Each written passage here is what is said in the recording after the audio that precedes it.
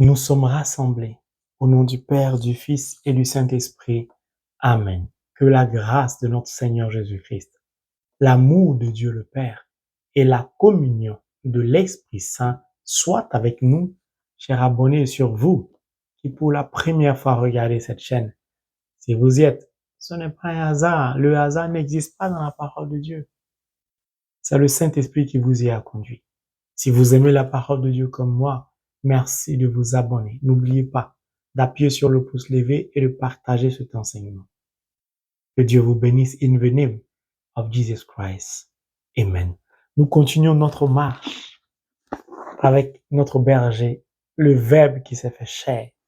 Comme de bons disciples, nous allons nous asseoir sagement et humblement devant le Maître incontestable et incontesté qu'est le Saint-Esprit. Mes frères et mes sœurs, nous poursuivons notre marche à la découverte de l'Esprit de Dieu. Mon ami personnel, Holy Spirit, fais-tu, qui verrez-vous? Nous allons prendre le livre de l'Éphésiens, chapitre 4, le verset 30, qui dit, et je cite, « N'attristez pas le Saint-Esprit de Dieu, par lequel vous avez été scellés pour le jour de la rédemption. » Pourquoi Saint Paul nous invite à ne pas attrister le Saint-Esprit de Dieu? Certainement, il a des raisons, il le sait. Si nous pouvons attrister le Saint-Esprit, il va de soi que le Saint-Esprit a des sentiments, a une sensibilité. Est-ce un être humain? Est-ce une personne? Certainement. Pourquoi? Parce que si on vient vous annoncer une mauvaise nouvelle, vous serez triste. Si on vient vous annoncer que votre enfant est décédé, votre mari est décédé, votre femme, votre épouse est décédée, vous serez triste. Pourquoi? Parce que vous êtes une personne normale. Vous avez en vous une fibre sentimentale. Le Saint-Esprit est donc certainement une personne. On va essayer de regarder dans la parole de Dieu, car tout y est, pour comprendre pourquoi Saint Paul nous dit de faire attention. Dieu égale à Jésus qui égale au Saint-Esprit. Dieu égale au Saint-Esprit qui égale à Jésus. Le prophète Ésaïe, chapitre 1, nous dit que lorsque nos mains sont tachées de sang, quand nous prions Dieu, il se bouche les oreilles pour ne pas entendre nos prières. Donc Dieu a des oreilles. Puis, Dieu dit, par la bouche du même prophète Isaïe, chapitre 1, quand vous levez vos mains vers moi, je cache ma vue. Donc Dieu a des yeux, il voit. Puis, le même prophète Isaïe, c'est pourquoi j'aime la parole de Dieu. Je vous invite sincèrement à vous attacher à la parole de Dieu. De faire de la parole de Dieu votre sang dans votre corps spirituel. Ésaïe chapitre 59, le Seigneur dit, « Ma main n'est pas trop courte pour l'étendre jusqu'à vous. Mes oreilles ne sont pas trop dures pour entendre vos prières. Ce sont vos péchés comme une barrière entre vous et moi. » Dieu a donc une main, sinon des mains. Il a des oreilles. Il a des yeux. Puis ce n'est pas un Dieu muet, puisque je suis à son image et à sa ressemblance, et moi je parle. Donc mon Dieu parle. Dieu est certainement une personne. Puis il va dire à Moïse, je vais te cacher dans le creux de ma main. Tu ne verras que mon dos, car personne ne peut voir ma face et vivre. Moïse a vu l'apparence de Dieu, il a vu Dieu de dos. Donc Dieu a un dos. Je peux donc affirmer avec certitude que le Saint-Esprit est une personne. Alors là, je comprends pourquoi je peux l'attrister. Comment puis-je donc l'attrister? Je vais faire un petit rappel. Les deux enseignements précédents nous ont permis de comprendre que le Saint-Esprit est la lampe de l'Éternel en nous. Cette lampe permet à Dieu de sonder notre cœur et nos reins. C'est-à-dire de regarder l'état de notre cœur, les pensées de notre cœur et les actions que nous posons. Le Saint-Esprit donc me rend transparent aux yeux de Dieu. Le Saint-Esprit me permet donc d'être béni par Dieu car il précède ma bénédiction. C'est une lampe.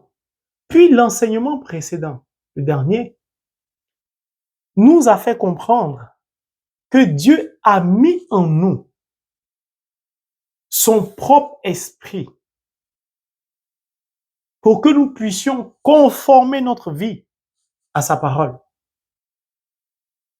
la mettre en pratique et respecter ce que Dieu nous demande de faire. Le Saint-Esprit donc n'a de sens que lorsque je lis la Bible, lorsque je médite la parole de Dieu, lorsque je me nourris de la parole de Dieu. C'est cette parole qui permet à l'Esprit d'agir au travers de moi. C'est cette parole qui permet à l'Esprit Saint de me pousser ou de m'emmener à poser de bonnes actions, à faire de bonnes œuvres. Et c'est cela que Dieu va regarder pour me bénir. Le Saint-Esprit a un rôle capital dans ma vie, pour ma croissance spirituelle, mais dans ma relation avec Dieu et dans ma bénédiction. Car sans lui, Dieu ne peut rien faire. Or, c'est par lui que Dieu passe pour me bénir. Si Dieu est saint, c'est que le Saint-Esprit est saint. Si le Saint-Esprit est une lumière, c'est que Dieu est une lumière. C'est pourquoi Jésus-Christ est la lumière du monde. Alors, si je ne lis pas la parole de Dieu, si je ne m'attache pas à la parole de Dieu, j'empêche ainsi le Saint-Esprit d'accomplir ce pourquoi il est en moi. J'éteins mon souffle, j'éteins le souffle en moi. Je deviens obscur. Si vous empêchez quelqu'un de travailler, la personne sera triste, par exemple. Un médecin qui se rend à l'hôpital, il n'y a pas de malade. Il soit une personne où il y a d'autres médecins, on préfère les autres médecins, lui on ne l'appelle jamais. Il va finir par être triste, à se décourager. Il peut donc arriver au Saint-Esprit d'être triste. C'est normal. Si vous avez une voiture, vous partez à la station d'essence pour prendre le carburant. Vous mettez la pompe, vous appuyez, mais le réservoir de la voiture ne se remplit pas automatiquement. Ça prend un certain temps. Pourquoi je prends cet exemple? Nous avons besoin de lire la parole de Dieu chaque jour. C'est comme ça, nous allons remplir le réservoir qui est en nous pour que notre lampe soit maintenue allumée. C'est pourquoi le Christ a pris 30 ans de sa vie à scruter la parole de Dieu. Alors, mon frère, ma soeur, si tu commences à lire la parole que tu ne comprends pas, ne te décourage pas. Tu ne pourras pas la comprendre tout de suite, de prime abord. Pourquoi? Parce que Saint Jean nous l'a rappelé dans l'enseignement d'hier. Jean 14. C'est le Saint-Esprit qui nous enseignera toutes choses. Si je ne lis pas, je l'empêche de m'enseigner, de m'expliquer, de me faire comprendre. Or, si je ne lis pas la parole de Dieu, je ne peux pas la comprendre. Si je lis que le Saint-Esprit ne peut pas m'expliquer, comment je vais la comprendre? Or, si je lis qu'il m'explique et que je comprends, je peux la garder à mon cœur. Je sais donc ce qu'il faut mettre en pratique pour plaire à Dieu. Mais si je ne lis pas, je ne pourrai pas la comprendre. Si je ne la comprends pas, je ne pourrai pas la garder. Si je ne la garde pas, je ne peux pas la mettre en pratique. Du coup, le Saint-Esprit ne sert à rien. C'est pourquoi il est important de lire la parole de Dieu et de s'attacher à la parole de Dieu. La raison pour laquelle le souffle est en nous, c'est cela. Dieu a dit, je mettrai en vous mon propre esprit pour que vous puissiez marcher conformément à ma parole. Si j'empêche donc le Saint-Esprit de faire son travail, il sera triste. S'il est triste, il ne peut pas me bénir. Il ne peut pas. Du coup, je serai séparé de la grâce du Christ, puis de l'amour de Dieu. Il ne pourra pas m'enseigner. Vous imaginez un maître d'école primaire qui arrive le matin, il n'y a pas d'élèves. Il va se sentir inutile. Dans quelles conditions encore je peux attrister le Saint-Esprit? Référons-nous à la parole de Dieu. Éphésiens 4, verset 31. Que toute amertume, toute animosité, toute colère, toute clameur, toute calomnie et toute espèce de méchanceté disparaissent du milieu de vous. Quand je refuse de pardonner, quand je mens, quand j'ai de la colère, de l'amertume, de la méchanceté, tout ce qui est obscur, tout ce qui émane du diable, tout ce qui est fruit de la chair, j'attriste ainsi, par mon comportement ou par de tels comportements, le souffle qui est en moi, l'Esprit de Dieu qui est en moi. Mieux, je vais prendre encore un autre texte. Éphésiens 5, verset 3, verset 5. Vous appartenez à Dieu, par conséquent, il ne convient pas qu'une forme quelconque de débauche, d'impureté ou d'envie soit même mentionnée parmi vous. L'impudicité, l'infidélité.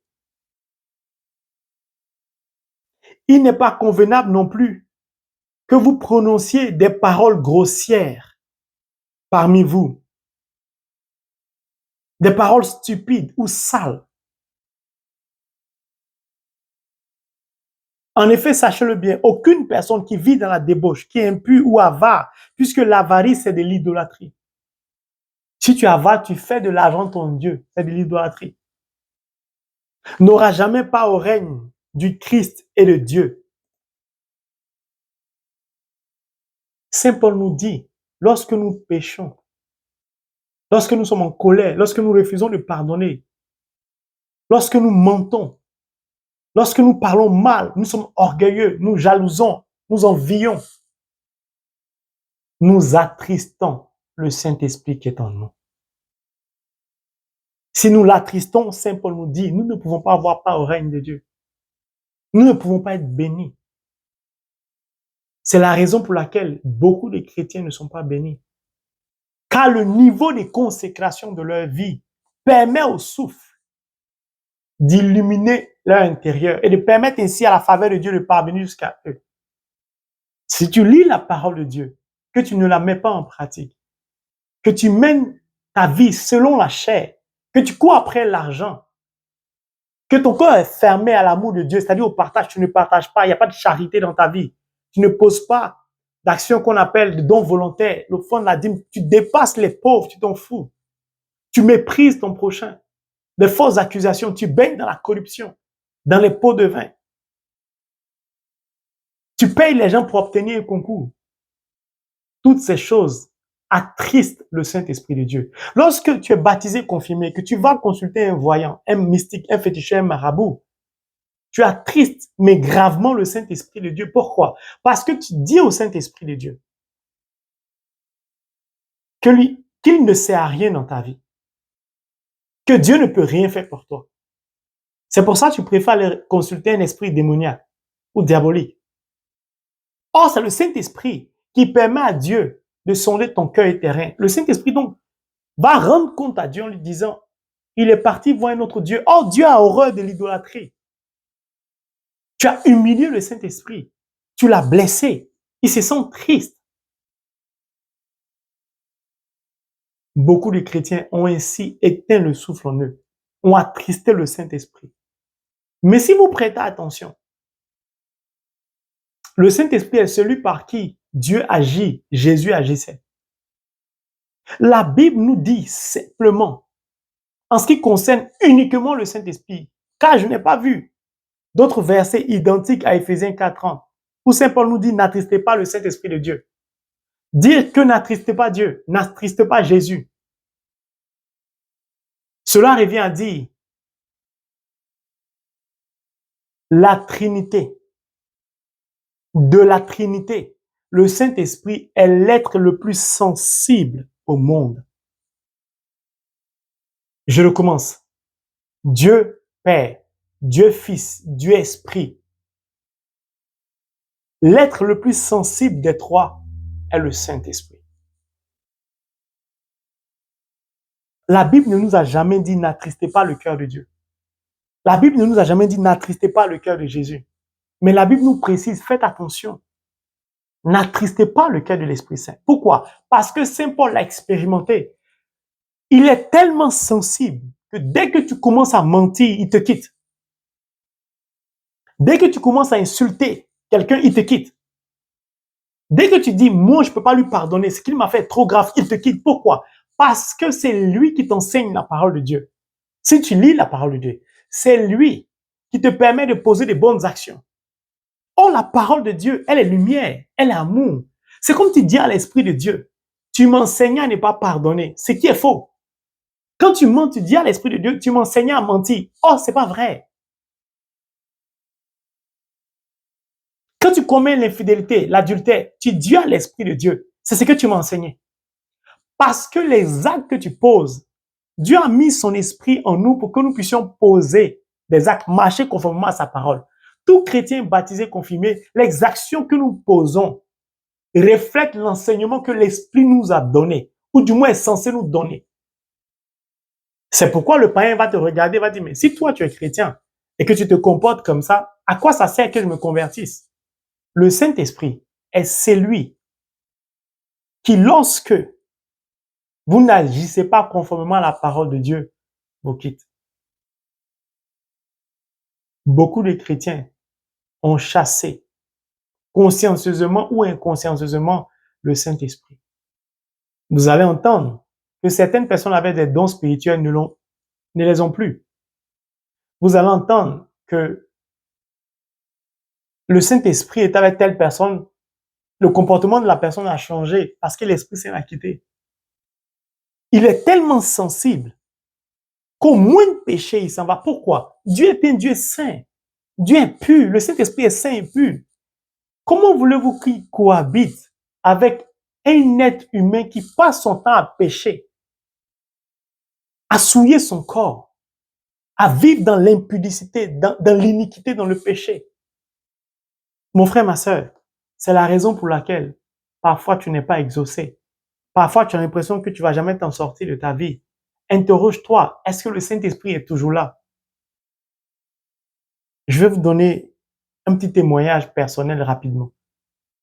Un jour, en début du mois de juin, le mois dernier, j'avais ma fille entre mes mains et j'étais un peu épuisé parce que le travail, les enseignements, et puis je réponds au téléphone. Parfois, le bébé crie dans les oreilles et tout, ça dérange certaines personnes qui appellent. Donc, je l'ai déposé pour passer un dernier coup de fil, puis m'asseoir un peu pour souffler. J'étais épuisé. Dès que je l'ai déposé, ma fille a tendu ses mains vers moi. Mais depuis que tu es dans mes bras, je suis un peu fatigué. Dès que j'ai donné dos à ma fille, j'entends l'Esprit de Dieu me dire, pourquoi tu laisses mes mains? Prends-moi, s'il te plaît. De vous à moi. Vous entendez? Fezou Kilero, mon ami, vous parlez, vous allez laisser. Je suis parti. J'ai oublié ma fatigue. Je repris ma fille dans mes bras. Puis, je savais que c'était plus ma fille. C'était mon ami, Saint-Esprit. J'ai serré ma fille contre moi. Mais d'un câlin, d'un amour divin. Et c'était magnifique ce qui s'est passé. Vous savez ce qui s'est passé après? Le Saint-Esprit a regardé parmi mes abonnés, puisque c'est Dieu, par l'Esprit Saint, qui conduit les gens à s'abonner, à suivre les enseignements, sur tout le programme. Il a choisi parmi mes abonnés une personne remplie de l'Esprit Saint. Je n'ai pas dit que les autres ne sont pas remplis de l'Esprit Saint. C'est juste pour que vous compreniez le témoignage. Une personne remplie de l'Esprit Saint. Une personne qui soutient beaucoup l'œuvre de Dieu, qui soutient beaucoup mon ministère. Une personne que je n'ai jamais vue, que je ne connais, ne connais pas. Ça y est, physiquement, je ne l'ai jamais vue. On se parle de temps en temps au téléphone. On échange sur la parole de Dieu, cette personne. C'est une personne qui n'a jamais vu mon enfant, qui connaît même pas le prénom de mon enfant, mais qui, quand on partage sur la parole de Dieu, quand je prie pour elle, entend les cris parfois. Je sais que c'est dérangeant pour beaucoup de personnes qui m'appellent ou que j'appelle, surtout quand ma fille ne dort pas. Le Saint-Esprit va choisir cette personne pour me faire un virement. Et la personne va me dire, écoute, tu peux vérifier ton compte bancaire. Je t'ai envoyé un peu d'argent. C'est pour ta princesse. Elle n'a jamais vu mon enfant. Elle connaît pas son nom. Même moi, elle ne m'a jamais vu. On ne se connaît pas, ni d'Adam, ni Ève. C'est via la chaîne, la parole de Dieu, source de bénédiction, que nous échangeons. Pourquoi? Il est tellement sensible que lorsque tu le prends dans tes bras et tu le témoignes d'un amour sincère, d'un amour profond, il ne peut que se manifester dans ta vie. Il ne peut qu'agir. Au préalable, je disais à cette personne-là, j'ai dit, tu sais, tu n'as plus besoin de moi. Tu es tellement rempli de la puissance de l'Esprit de Dieu. Tu es tellement oué par l'Éternel que tu n'as plus besoin de moi. Elle dit, non, j'ai besoin de toi par rapport à la parole. Donc, nous échangeons beaucoup sur la parole. Voici comment le Saint-Esprit agit. Si le Saint-Esprit agit comme ça, à mon encontre, pauvre pécheur que je suis, pensez-vous vraiment que le Saint-Esprit, qui n'est pas éteint dans un être humain, dans une personne, le Saint-Esprit qui voit la misère d'une personne, ne va pas intervenir dans la vie de cette personne pour changer sa condition de vie, pour que cette personne, par la grâce de notre Seigneur Jésus-Christ et par amour de Dieu, soit bénie. Il est tellement sensible qu'il ne va pas supporter un être dans lequel il est, qui est misérable, qui est dans la souffrance, qui est dans la difficulté. Il ne va pas supporter. Et c'est lui qui va intervenir auprès de Dieu et Dieu va vous bénir. C'est pourquoi je vous invite constamment à lire la parole, surtout à vous attacher à la parole de Dieu. Vous savez, quand vous prenez le livre de Josué chapitre 1, Dieu dit à Josué, si tu veux réussir dans tout ce que tu fais, lis la parole de Dieu. Je le répète souvent parce que c'est important de comprendre que sans la parole, nous ne sommes rien. Dieu est Dieu. Hein? C'est lui qui a créé les cieux et la terre, c'est lui qui nous a créés. Il dit à Josué, lis la parole. Josué lui demande, si je finis de lire, je fais quoi? Dieu lui dit, recommence. Il dit, si je finis, il dit, recommence. En réalité, on ne finira jamais de lire la parole de Dieu. Parce que c'est le carburant ou c'est le pétrole qui fait fonctionner notre langue. Puis quand nous lisons la parole de Dieu, nous permettons ainsi à l'Esprit Saint de venir nous expliquer la parole de Dieu. Alors, si tu veux que Dieu te parle, c'est simple. Attache-toi à la parole, lis-la. Nuit et jour, non seulement Dieu te promet, parce que c'est ce qu'il a dit à Josué, tu vas réussir dans tout ce que tu fais. Pourquoi? Parce que le Saint-Esprit sera toujours illuminé en toi. Et c'est lui qui bénit, par amour de Dieu. C'est Dieu qui lui demande de nous bénir. C'est par lui, Dieu passe pour nous bénir. Puis chaque jour tu lis, chaque jour tu lui demandes, viens m'expliquer. Il va venir t'expliquer tout le temps. Donc il va faire quoi? Il va te parler tout le temps. À force de te parler, il va finir par se familiariser. Prenez quelqu'un à qui vous commencez à parler. Au début, vous appelez un mois. Après chaque 3 semaines, après chaque 2 semaines, après chaque semaine, après chaque jour. Quand vous parlez pas à cet ami ou à cette personne, vous n'êtes pas à l'aise. Vous avez besoin de prendre de ses nouvelles. Ça fonctionne exactement avec le Saint-Esprit. À force de dire la parole, il va venir vous expliquer. À force de vous expliquer, lui-même va tomber amoureux de vous. Si vous tombez, il va vous réveiller pour dire, parlons un peu. Depuis la journée, tu m'as pas encore parlé. Mais si le Saint-Esprit, alléluia, qui bénit, tombe amoureux de toi, il ne te quitte pas. Mais dès que tu as un petit problème, il te parle. Si tu veux te tromper de chemin, il dit non, non, passe par là. J'ai dit, Saint Paul a expérimenté le Saint-Esprit. À 8 ans, Saint Paul récitait les psaumes par cœur. Saint Paul, excusez-moi l'expression, il buvait la parole de Dieu, il ne la lisait plus. C'est pourquoi il y a certains endroits où vous voulez partir. La Bible dit, le Saint-Esprit l'en a empêché. Quand le souffle est en toi, que tu es rempli de la parole, c'est lui qui coordonne tes actions, il t'empêche d'aller. Jésus, pareil, c'est lui qui faisait tout. Mon frère, ma soeur, j'aime tellement la parole de Dieu que je voudrais que tu comprennes que le but de cet enseignement est de t'emmener à lire la parole de Dieu. Puis si tu as fini de la lire, relis-la. C'est une recommandation de Dieu. Ainsi, tu verras tout ce que tu vas entreprendre réussir. Que Dieu te bénisse. Toi, cette personne qui, au travers de toi, le Saint-Esprit a témoigné de son amour à mon enfant, en réalité à moi. Je te réitère encore, tu es une personne remplie de l'Esprit Saint. Ne te néglige pas. Dieu est trop avec toi. Et Dieu va faire beaucoup de choses avec toi. Que Dieu te bénisse de là où tu es. Pour ton amour pour la parole de Dieu. Mes frères et mes sœurs, c'est cet enseignement que j'ai voulu partager avec vous. Que Dieu vous donne d'aimer sa parole. Qu'il vous donne de vous attacher à sa parole. Qu'il vous donne de lire sa parole nuit et jour. Comme il a recommandé à Josué. Et que mon ami le Saint-Esprit vous donne de pouvoir l'expérimenter dans toute sa splendeur, sa beauté, sa magnificence. S'il s'attriste facilement, c'est que facilement il tombe amoureux. S'il te quitte facilement, c'est que facilement il vient habiter en toi. Que Dieu nous bénisse. Amen.